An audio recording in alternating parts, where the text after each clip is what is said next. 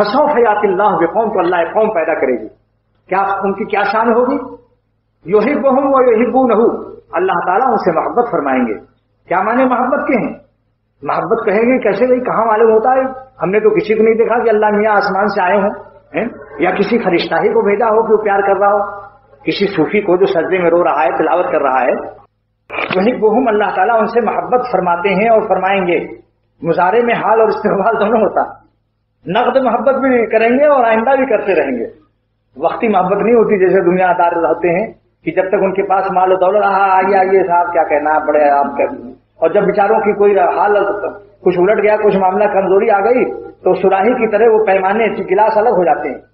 شاید کہتا ہے سراہی کیوں شود خالی جدا پیمانہ می گردد، بوقت تنگ دستی آشنا بیگانہ می گردد. تنگ دستی میں آشنا بیگانہ ہو جاتا ہے، جان جیسے ان سے کبھی جان پہچانی نہیں ہوئی. بوقت تنگ دستی آشنا بیگانہ می گردد، سراہی کیوں شود خالی جدا پیمانہ می گردد. جب سراہی خالی ہوتی ہے تو پیالے بھاگ جاتے ہیں، کہتے ہیں السلام علیکم. اب ہماری آپ کو کیا ہے، آپ کے اندر کچھ ہے ہی نہیں، رس پانی ہے. جب رس پانی نہیں تو کیا ایسی سراہی سے کیا واسطہ ہے.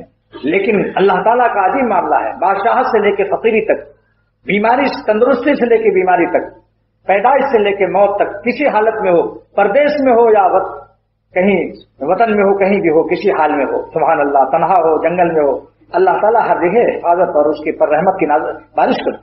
زمین کے اوپر ہو یا زمین کے نیچے ہو، بنگلے میں ہو یا جھونپڑی میں ہو، کسی حالت میں اللہ تعالیٰ اپنے بندوں سے بے وفائی نہیں فرماتے.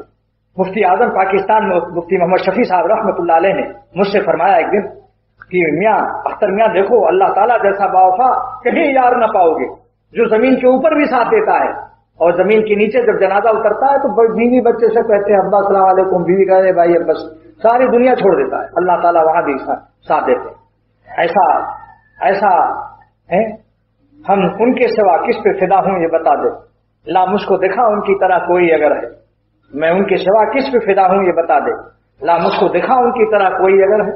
اللہ کی طرح وہاں عربی فرماتے ہیں دیکھو مجنون بیوقوف پاگل تھا، ایسی لیلا پر پاگل ہوا جس سے ہزاروں لیلا اور اس سے حسین تھی.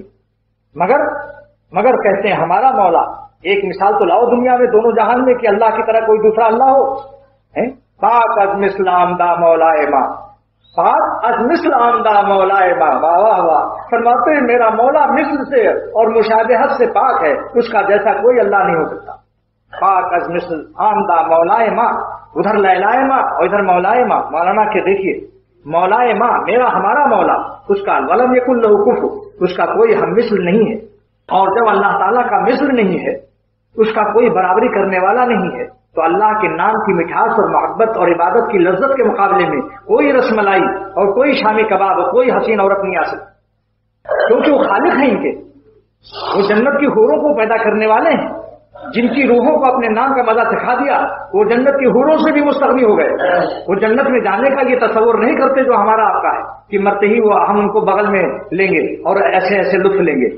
شاہ فضل الرحمان صاحب گنج مراد آبادی رحمۃ اللہ علیہ فرمایا چھپا ہوا مضمون ہے، مولانا علی میاں ندوی نے لکھا ہے، ان کے حالات لکھا ہے کہ شاہ صاحب فرمایا کرتے تھے کہ بھائی میرے پاس جب حوریں آئیں گی جنت میں، جب میرے پاس جنت میں حوریں آئیں گی تو میں قرآن شریف کی تلاوت میں مشغول رہوں گا اور کہوں گا بی اگر قرآن سننا ہو تو بیٹھو ورنہ اپنا راستہ لو. کیا بات ہے، اللہ والوں کو پہچاننا بھی مشکل. دیکھو کیسا مزہ ان کو اللہ کے نام میں آیا.